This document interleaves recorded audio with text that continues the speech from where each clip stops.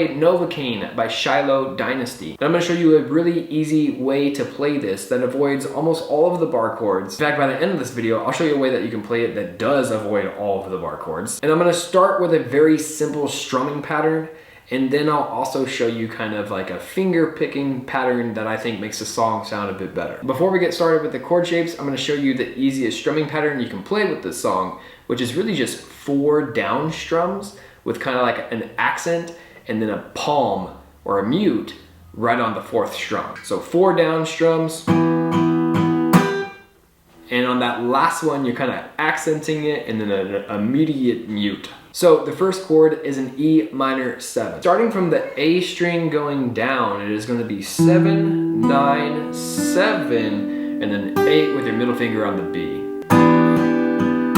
Then we're going to move to a B minor 7, and we're going to avoid the bar chord by just playing the E, D, G, and B all on the 7th fret. So to show you what I'm doing here is my index finger is playing that low E string, but it's also muting the A string down below, so that way I can basically skip it, and then my ring finger is on the D, my middle finger is on the G, and then my pinky's on the B. 4 times. And then the nice thing is, for the 2 other chords, we're going to use that same exact shape. So for example, the next chord is a D minor 7, and we're going to take that same exact shape, and we're just going to move it up to the 10th fret. D minor 7. And then again, we're going to take that same exact shape, move it all the way down to the 5th fret to play the A minor 7. So if you put all 4 of these chords together, it sounds like this. B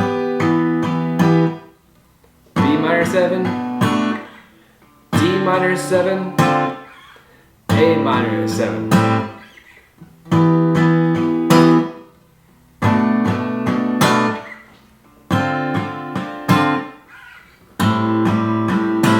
If you want to avoid the bar chords altogether, you can play this E minor 7 with the same exact shape that we've been using for the 3 other chords. You would just bring that shape up to the 12th fret.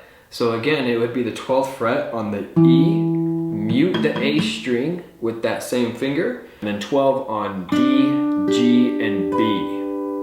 And that would be an E minor 7.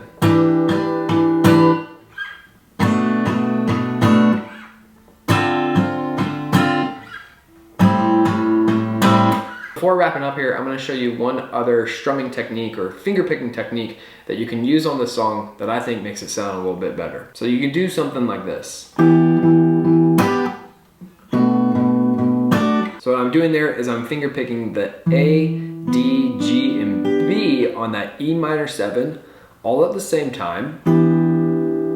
And then I hit that A string root note twice. And then I do that accent strum while also doing a mute immediately afterwards.